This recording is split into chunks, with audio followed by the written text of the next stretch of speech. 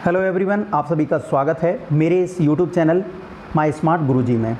दोस्तों, आज के इस वीडियो में हम जेल प्रहरी 2020 के बारे में बात करेंगे और देखेंगे कि किस तरीके से हम सभी विषय में 20 में से 20 मार्क्स लाने की कोशिश कर सकते हैं या फिर ला सकते हैं। साथ ही साथ आपके मन में डाउट्स हैं कि कौन कौन सी बुक्स इसके लिए पढ़नी चाहिए ताकि कम समय में एक अच्छी तैयारी हो जाए। तो एक अच्छी स्ट्रेटजी मध्य प्रदेश जेल प्रहरी के लिए इस वीडियो में हम समझेंगे, तो वीडियो को अंत तक देखिए, चैनल को सब्सक्राइब कीजिए क्योंकि पल पल की अपडेट तथा क्लासेस मध्य प्रदेश जेल प्रहरी अन्य एग्ज़ाम के लिए आपको इस चैनल पे मिलती रहती हैं। तो स्टूडेंट, तो एक एक करके हम सभी विषय को समझेंगे और देखेंगे कि प्रत्येक विषय में कितना जो टॉपिक्स हैं वो हमें पढ़ने लायक हैं और उनके लिए कौन सी बुक हमें महत्वपूर्ण रहेगी जिसको हमें पढ़ना चाहिए ताकि कम समय में एक अच्छी तैयारी हम कर सकें। तो सबसे पहले मैंने सामान्य ज्ञान को लिया है। सामान्य ज्ञान, जैसे ही आपके दिमाग में ये सब्जेक्ट आया होगा, इसमें काफ़ी ब्रॉड टॉपिक्स आते हैं, यानी कि जैसे हिस्ट्री, पॉलिटी या फिर इकोनॉमी, आप और भी पार्ट्स की बात कर लें, जियोग्राफी वगैरह, तो इतना सोचने की ज़रूरत नहीं है। मध्य प्रदेश के जो एग्ज़ाम होते हैं उनमें सबसे ज़्यादा जो पार्ट होता है वो किसका होता है? मध्य प्रदेश सामान्य ज्ञान। ठीक है, आपको सबसे ज़्यादा मध्य प्रदेश सामान्य ज्ञान पर फोकस करना है क्योंकि 10 से 12 प्रश्न इस टॉपिक से पूछे जाते हैं। इसके अलावा जो महत्वपूर्ण करंट अफेयर्स पे ज़्यादा फोकस करना है क्योंकि करंट रिलेटेड घटनाएं मध्य प्रदेश में ज़्यादा पूछी जाती हैं। इसलिए मध्य प्रदेश से रिलेटेड जितने भी करंट अफेयर्स के क्वेश्चन आपको मिलते हैं या जितने भी पॉइंट्स मिलते हैं उनको नोट करते जाएं और उनको रिवाइज़ करते रहें। इसके अलावा जो खेल पुरस्कार, चाहे आप कंप्लीट इंडिया की बात करें या मध्य प्रदेश की बात करें, वो भी आपको करना है। खेल तथा पुरस्कार, ये पॉइंट आपको पढ़ते रहना है। ठीक है, इसके अलावा नई नियुक्तियां और नई नियुक्तियों के अलावा जो नई गवर्नमेंट की योजनाएं हैं, चाहे मध्य प्रदेश गवर्नमेंट की हों चाहे इंडियन गवर्नमेंट की, ठीक है, इसके अलावा कुछ महत्वपूर्ण योजनाएं होती हैं ये पड़ोसी या लगभग इंडिया के कुछ राज्यों की जो चर्चा का विषय रही होती हैं, उनको भी आपको पढ़ना है। ठीक है, इसके अलावा देखिए क्या होता है, जनरल अवेयरनेस या सामान्य जागरूकता के क्वेश्चन पूछे जाते हैं। ये एक तरीके के स्टैटिक जीके वाला पार्ट होता है। जैसे मैं पूछ लूँ कौन सी जगह कहाँ पर स्थित है, यानी कि जैसे मैंने पूछा चार मीनार कहाँ पर स्थित है, कुतुब मीनार कहाँ पर स्थित है, या हम बात करें फला ज्वालामुखी या फला पर्वत या ये नदी कहाँ पर स्थित है, तो इस तरीके के सामान्य अवेयरनेस वाले क्वेश्चन होते हैं। ठीक है, तो ये भी करना है, या कौन सी समाधि कहाँ पर स्थित है, ये क्वेश्चन ये होते हैं आपके जनरल अवेयरनेस वाले पार्ट के।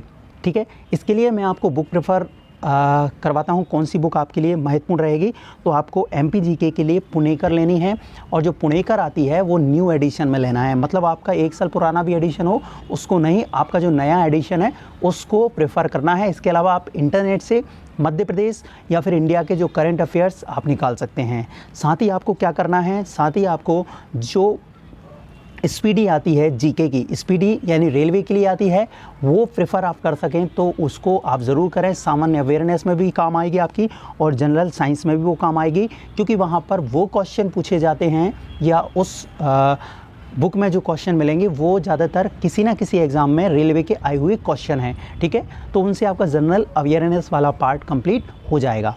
नेक्स्ट हम बात करें हिंदी की। हिंदी में क्या पढ़ना है, तो हिंदी में केवल और केवल ग्रामर वाले पार्ट पर फोकस करना है। इसके अलावा कोई क्वेश्चन नहीं पूछे जाते।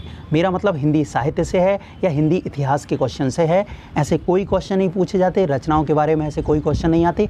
केवल व्याकरण से संबंधित प्रश्न इसमें पूछे जाते हैं। तो आपको केवल व्याकरण जैसे रस, छंद, अलंकार, संधि, समास, वर्ण शुद्धि, जो वर्ड होते हैं शब्द शुद्धि वाले, वर्ड शुद्धि, ये करना है। समानार्थी, असमान शब्द, अनेक शब्दों के एक शब्द या फिर पर्यायवाची शब्द, इस तरीके के क्वेश्चन आपको प्रैक्टिस करना है। इनकी प्रैक्टिस करेंगे, थ्योरी नहीं पूछी जाती कि ये कितने हैं, रस कितने हैं, ठीक है, अलंकार कौन कौन से हैं, ये नहीं पूछा जाएगा। केवल आपको इनके इसमें कौन सा अलंकार है, ठीक है, संधि कौन सी है, संधि विच्छेद इसका क्या होगा, ये क्वेश्चन पूछे जाते हैं।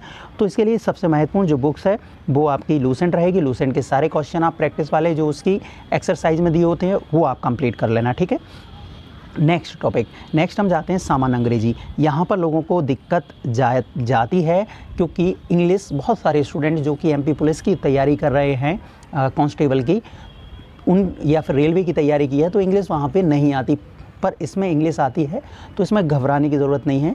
बेसिक इंग्लिश के क्वेश्चन पूछे जाते हैं। और बेसिक के लिए देखिए मैं बता देता हूँ कहाँ से क्वेश्चन आते हैं इंग्लिश में।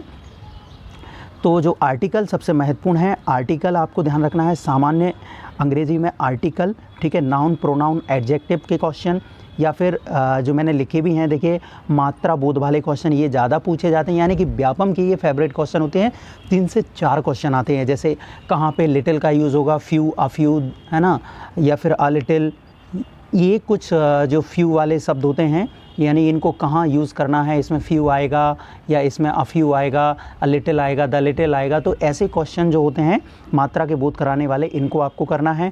एडवर्ब करना है, पार्ट्स ऑफ स्पीच करना है, ये महत्वपूर्ण है।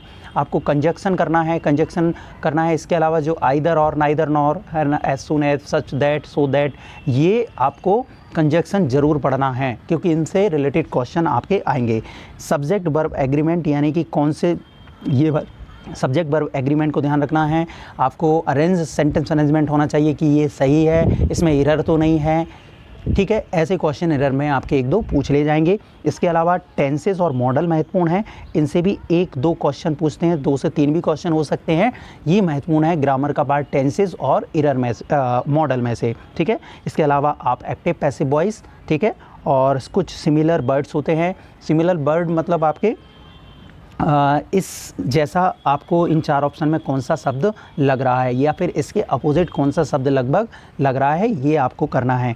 इसके लिए जो बुक है वो सबसे अच्छी बुक तो परफेक्ट की आती है, परफेक्ट इंग्लिश, उसमें ग्रामर काफ़ी अच्छे से दी है और उसके जो प्रैक्टिस क्वेश्चन है उसमें काफ़ी ज़्यादा दिए हुए हैं। तो परफेक्ट इंग्लिश अगर येलो वाली थोड़ी मोटी होती है, वो प्रेफर कर सकें तो वो ले लें, ठीक है, वो आपकी चलेगी, नई भी चलेगी, पुरानी भी अगर आपके पास रखी हुई वो चलेगी। अगर आप नहीं कर रहे तो लूसेंट भी एक ठीक ठाक है, पर अगर आप अच्छे से तैयारी करना चाहते हैं इसकी ताकि आप 20 आउट ऑफ 20 ला सकें तो आप परफेक्ट बुक को भी प्रेफर कर सकते हैं, ठीक है। नेक्स्ट की ओर अगर हम चलें तो 4th है आपका गणित। दोस्तों मैं गणित के बारे में आपको यहाँ पे बता देता हूँ।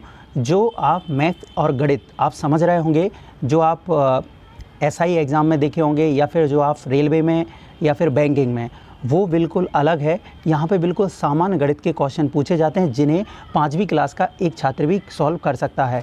यानी कि आपको सामान्य गणित का नॉलेज है जिसमें जोड़, घटाना, गुणा, भाग, ये तो आप आधे क्वेश्चन बना सकते हैं। देखिए यहाँ पे मुख्य जो क्वेश्चन पूछे जाते हैं आप विश्वास मान के चलिए, क्योंकि मैं आपको तब बता रहा हूँ जब मुझे कंफर्म है कि ये क्वेश्चन आएंगे, ठीक है। एक्सपीरियंस के तौर पे मैं बता रहा हूँ। अगर विश्वास नहीं है तो आप एग्ज़ाम के बाद देख सकते हैं कि सर ने सही बताया था या गलत बताया था। अगर विश्वास है, 20 में से 20 लाना चाहते हैं तो बिल्कुल आप फॉलो करिए ये जो मैं बता रहा हूँ उन क्वेश्चन को। देखिए गणित में सबसे ज़्यादा जो क्वेश्चन आते हैं वो आते हैं संख्या पद्धति से, सरलीकरण से, ठीक है। इसके अलावा कुछ रेखाओं या रेखा समीकरण से संबंधित प्रश्न पूछे जाएंगे, ठीक है। गणितीय संक्रियाएं, यानी कि इसका सरलीकरण, इसका मान क्या होगा, ठीक है, ऐसे क्वेश्चन पूछे जाएंगे। तो इसके लिए आप 9-10 के बेसिक गणित के क्वेश्चन, 9-10 तक बेसिक गणित के क्वेश्चन कर सकते हैं। यहाँ पे थ्योरम्स बिल्कुल नहीं पूछी जाती, थ्योरम्स के चक्कर में ना पड़ें, ठीक है। बेसिक जो सरलीकरण और संख्या पद्धति वाले क्वेश्चन है, परिमेय संख्या, ठीक है, समीकरण का मान, अनेक हल होंगे, एक हल होंगे, ऐसे क्वेश्चन आप करें, ठीक है। इसके लिए जो मैं बुक बता रहा हूँ, पुणेकर की एक पुराने पेपर की बुक आती है जिसमें अभी तक व्यापम के जितने भी पेपर हुए हैं उनसे संबंधित क्वेश्चन आपको मिलेंगे, ध्यान रखना आप, ठीक है। तो वो ले सकते हैं। आप चाहें तो ज़्यादा आपके पास टाइम है तो आप शारदा और RS अग्रवाल इनमें से टाइम वेस्ट करने के लिए पढ़ सकते हैं। बाकी जो सबसे अच्छा है आप बेसिक जो क्वेश्चन है वही पढ़ना है, आपको ज़्यादा टाइम नहीं देना। आप अन्य सब्जेक्ट में जैसे साइंस और GK में आप टाइम दे सकते हैं, हिंदी इंग्लिश में। मैथ बिल्कुल बहुत सिंपल पेपर आता है, इसमें आप आसानी से 20 आउट ऑफ 20 बना सकते हैं, ठीक है। केवल आपको क्या करनी है, प्रैक्टिस करनी है, ठीक है। तो जो पुणेकर वाली बुक है, कौन से पुराने पेपर वाली व्यापम की, वो आप प्रेफर कर लें, उसको आप ले लें, ठीक है। नेक्स्ट अगर हम जाएं तो वो आता है सामान्य विज्ञान।